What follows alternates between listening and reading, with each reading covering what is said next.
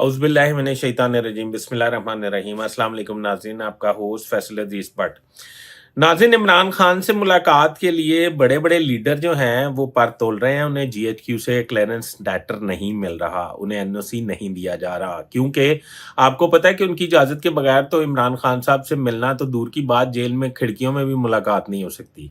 और दूसरी बात यह है कि उनसे मिलने के लिए जरदारी साहब बेचैन हैं। वो GHQ से NOC लेना चाहते हैं। उनका ये ख्याल है कि वो इमरान खान से मिलेंगे और उन्हें इस बात पर आमादा करेंगे कि आपने साइलेंट हो जाना है और आपको हाउस अरेस्ट कर दिया जाएगा, अडयाला जेल से निकाल लिया जाएगा और आपको हाउस अरेस्ट करके तो आपकी जो पार्टी है वो सारे हुकूमत में आ जाएंगे। और यहां तक भी वो ऑफर कर रहे हैं कि तमाम अहम वजारतें भी PTI के लोगों को दे दी जाएंगी, मगर आसिफ अली जरदारी साहब को NOC नहीं मिल रहा।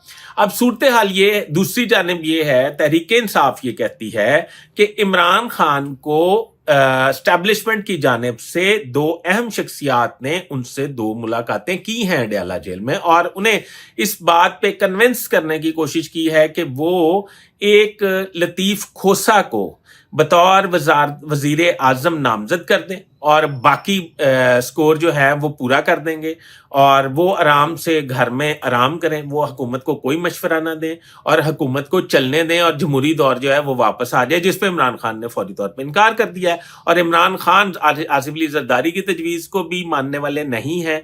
गौहर खान अब इमरान खान को मिलेंगे, वो इमरान खान से मिलकर बात करेंगे और उनसे हदायत लेंगे, तो पता चलेगा कि आगे आने वाले वक्त में क्या होगा। इमरान खान का ये ख्याल है पीपल्स पार्टी या नून लीग के साथ मिलकर हुकूमत बनाने से हमारा वोटर जो है वो हर्ट होगा और उनका ये ख्याल है कि चोरों के साथ मिलकर हुकूमत नहीं बनानी, क्योंकि PTI के लोगों को एक एम के जरिए या एक थॉट पे वोट मिला और वो थॉट है मतलब करप्शन के खिलाफ जंग। इमरान खान का ये ख्याल है कि करप्शन के खिलाफ जंग करते करते करप्ट लोगों के साथ मिलकर हुकूमत किसी सूरत नहीं मिलानी और लतीफ खोसा का नाम उन्होंने ड्रॉप कर दिया है।